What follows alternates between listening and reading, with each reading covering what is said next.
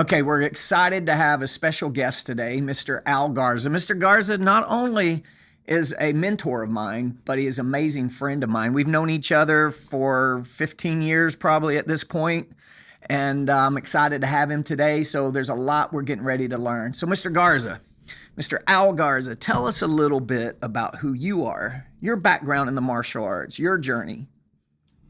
Well, I began my journey at the age of 16 and thought I was going to be a professional football player before that, and realized that wasn't going to happen for various reasons. But I found martial arts. You're sitting down. You can't. You could be 6 feet tall. They don't know. Well, I am 5'6", and at that time was weighing probably 99 pounds soaking wet. But you're fast, man. Yeah, I had some speed. Okay. Probably didn't have the discipline or the confidence or the things that were mental strengths that I needed. But I found martial arts to be something that I could excel at, and started right away competing. 2 weeks after my first lesson, I went to my first tournament. Got beat pretty bad for a season of time. Got a pep talk from my mom one day. As I was getting ready to go to the tournament, she caught me in the kitchen, asked me where I was going. And I said, I'm going to a tournament. She says, why do you go to these blankety blank things? You never win a blankety blank thing. What? That was my pep talk. And that was my first day to win a trophy. Mom has a special way of motivating people, didn't she? She did, yeah. And I think it's something that kind of helped me to get the kind of mindset that I needed to win. And then once I got a taste of winning, I started winning more regularly. Now you've done point fighting. You've done and kickboxing, PKA style, right? Yes, sir. That's awesome. Now, who was your instructors? Tell us a little bit about the journey through the full contact. And well, my first 3 months was at Black Belt Academy in Houston. Grandmaster George Minshew was the owner of the schools. Jimmy Tabares, who became an international point fighter, great kickboxer as well, was my instructor. Then I decided I wanted to be with my relatives, which was my cousins who were in Galveston training. And Grandmaster Ishmael Robles, who became world champion kickboxer, graduated from college with a law degree, came home and actually started our school. Oh, wow. And so we started training together at that time. That was like 1975. I started martial arts in 73, and there was a gap in there where I trained with some other instructors. And just my relationship with Grandmaster Robles is like a father-son or mentor, mentee. We just are very close, and I love him. Wow. Imagine having a relationship with the same instructor since 1975. Right. Talk about, me and you were at breakfast this morning, we were talking about the importance of relationships. Right. That's a prime example right there. Yes, sir. Yes, you know? Yeah. Now, I'll do anything for the man. He's an amazing guy, and he's given me the freedom to also explore and to go to other systems of martial arts and train with some of the world's best people. Right, and you have, yeah. And people, when I first started going to Texas to consult different martial arts schools, and then, of course, Premier Martial Arts, we have more schools in the state of Texas than anywhere else. We're at like 15, 16 schools in Texas. When I first... And growing, that's right. And when I first got going down there, I kept hearing people talk about, I don't know how they phrase it, but basically Texas karate. Like it's something different or it's something special. Taekwondo. Yeah, and I would be like, okay, I would just first didn't know what they were talking about, and then I thought, well, these are some boastful dudes. And then the more I learned, I realized, holy cow, Texas karate's for real, man. These guys, when you look back at the lineage of them and who they were and the people that trained and branched off and their victories and their toughness, and they're all fighters.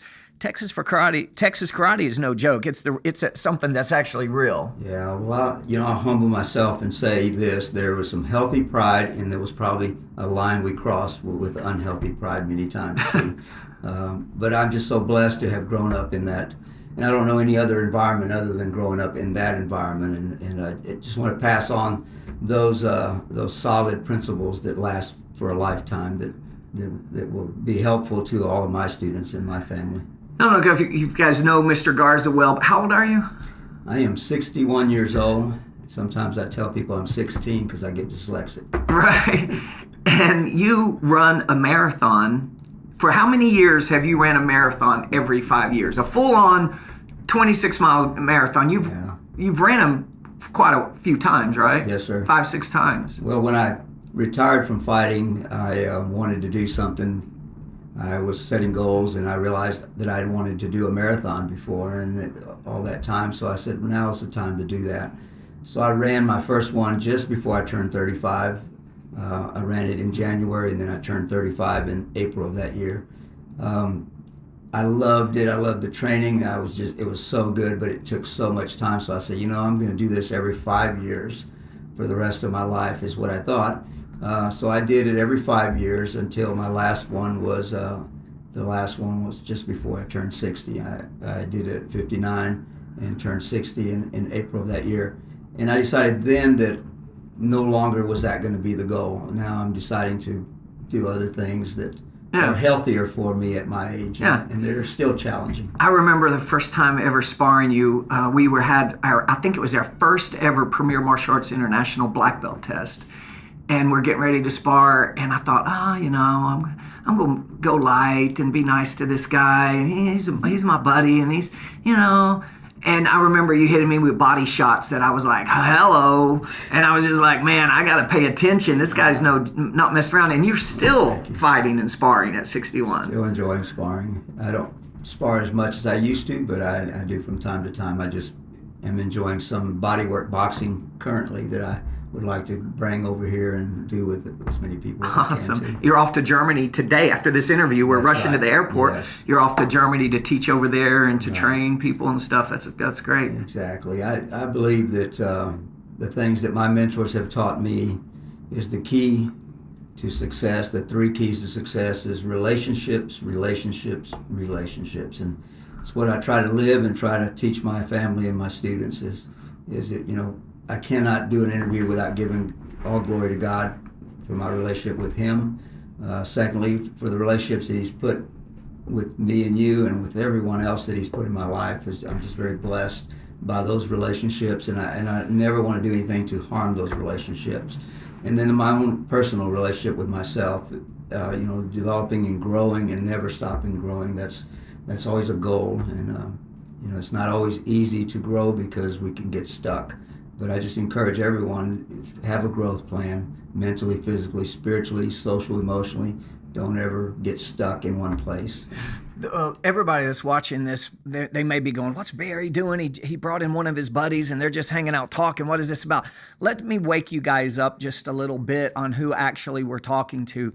Flash forward from 1975 to current times right now, 2017.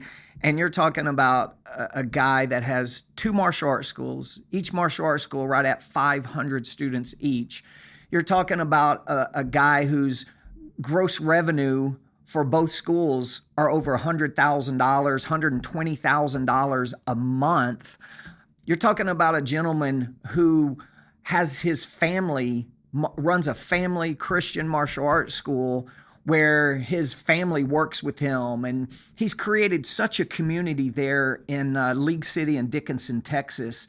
The one thing that I see above and beyond anywhere I travel is the sheer number of black belts that you retain that continue training, and the sheer number of different levels of black belts. So I remember a couple years ago, he invites me down for he does this every year, annual black belt test. And I'm a guest of honor, and I'm at this big theater and auditorium, and there's 70 black belts on the stage. They're either going for their black belt or they're going for different levels of black belt. And they did this whole show, and all 70 are standing there. And he looks out into the crowd and goes, now, some of you in the crowd right now, you're going to be experiencing this. You're going to be testing next year. If you know already that you're going to be testing for a different rank or for black belt next year, I want you to stand up and I want you to come down in front of the stage. I'm not kidding you. Another 65 people stand up out of an auditorium of thousands, come down and get in the front row, because those 65 people knew they were going to test a year from now and be on the same stage. So you're standing there looking at 140, 135 people that are black belts in those 2 martial arts schools. And that's not all the black belts. That's just the ones that we're testing or going to test next year. Totally amazing, right? Glory to God. Yeah. So that stuff you do well. All right. So now that you know exactly who you've been talking to, I urge you guys to visit their schools if you happen to be in the area. You're going to see some amazing martial arts, amazing classes, amazing staff, well-trained, and you're going to be received in an amazing way. Now, let's go through a couple questions. These questions I always find that school owners want to know.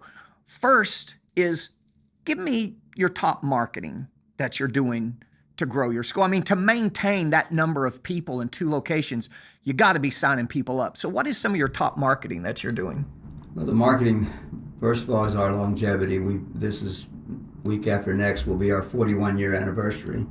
And so we've been in the presence of our community for that long. And so we get a lot of referrals. Also, today's social media, every aspect of that, we follow the things that you're training us to do through Premier International, and it's very successful. So we don't have to go out and beat the streets for students, but we do. We are present in our community. We are. So you're doing promotional booths and showing up at events. That's I right. know you and your son and some of your staff do great school talks Right. for our mass intro Just last systems. Friday we were at Career Day, and we loved just hanging out with the kids and meeting the teachers and just letting them know who we are and what we do and how we make a difference in the community. That's great, because one thing I see owners is they rely, and yes, digital marketing, your Facebook, your social media, your Instagram, tying that into your website, email funnel dripping, all of that's so important nowadays. But some school owners sit around and wait for that to be the only thing they're doing, and you guys, at that many students, you've got to get out there and do it. Another thing on the marketing side is, people, you hear, word of mouth is the best marketing. It truly is, but what they don't understand is the customer service that you guys are giving in your community, the camaraderie, the rapport with the instructors and the staff and the students. You're talking 1,000 people that are saying great things about your school at any given time. That's real referrals. That's real power of referrals, because they're out there referring people and talking it up. And, that's the difference and people don't understand how customer service and quality and relationships inside their school tie in with number of new students they're bringing into the school. So school owners, when's the last time the phone rang and somebody, or they walked in and they said, hey, I heard about you guys from a friend of mine, and I wanted to come by and check on lessons. If you haven't had that happen in a long time, they got problems on the floor. They got problems with relationships in their school. They got some problems. But if you're getting those phone calls, if you're getting those walk-ins where people are sharing the experience of your martial arts school, you're doing a good job on the classroom floor. Okay, next question. What's a struggle you guys have? I mean, you're very successful, but everybody has struggles. What's one of the big struggles or a struggle that you guys might deal with? I guess one of the greatest victories is like you mentioned, the growth, the numbers, and that's our biggest struggle, is to manage them in the spaces that we're in. We're looking for property to build and to expand the location, or to put in other locations to be able to manage the numbers. So it's our happy problem, is to manage our problems, our numbers, and to give that quality service that we're accustomed to giving, and to be able to meet everybody and build a relationship with them. Yeah, that's so powerful. What you just said is, some school owners have problems because they're struggling. Your guys' struggles are the result of your progress, right? Man, that's all. I invented that saying just now. Yeah, those are happy problems that I'd much rather deal with. Yeah. And believe me, I've been through the other kind of problems where there's not enough students, where there's not enough income to pay the bills, and so my heart is always all out for those people who are in that season of their life, and if we can be of help, we want to help. Now, what's a major victory, you guys? What's something that's just a victory for your organization? Well, my son Cody made it to the master rank just in July. That was a major victory for us. Cody is, he's going to be who takes the baton and runs with it whenever it's my time is up, and he's going to do a great job. Yeah, he's going to be definitely he's a doing a force great to job reckon with now. in the martial arts So industry. it's such a victory to have my family working together with us. Two of my children are not currently involved, but they contributed a lot to getting us to where we're at, and so it's been a family affair the whole time. The other victory is the team that we have. We have some amazing young people that they connect with the students, and they do it with the right reason. We want people of faith to pass on the faith, but we love everybody. So I think that my biggest victory is the passion and the love that we have for God, for each other, and for the martial arts. Martial arts is an amazing, amazing platform to be able to help make a difference in this world. And, just the doors that have opened. It's a victory for me to get to go to Germany and to test their people over there and share the gospel with them and do the things that I'm going to do there and just love on those people, get back home and go back to work. Awesome. Last question. We'll wrap this up. What's the best piece of advice you could give to any school owner, whether they're struggling, successful? I think of a scripture, and it tells us to humble ourselves, to pray, to seek God, and to turn away from our wicked ways. And the promise is that God will hear us. He'll hear our prayers. He'll hear our desires. He knows our desires. He will forgive our sins, and He will heal our land. And I take that personally as He will heal our families. He'll heal the things that He needs to heal. And so faith first, and then be serious. I mean, when you think about martial arts, there's two things that we try to balance. We try to balance safety and realism, and that's been a challenge for me all my life as I study. As I want to be real, but I also don't want to be injuring people and hurting people. So safety first, realism second, and balance them out, and just keep making that real. And that's what we're here to do here in Knoxville now. We're looking at safety, we're looking at realism, and we're looking on how to be the best we can be. Right.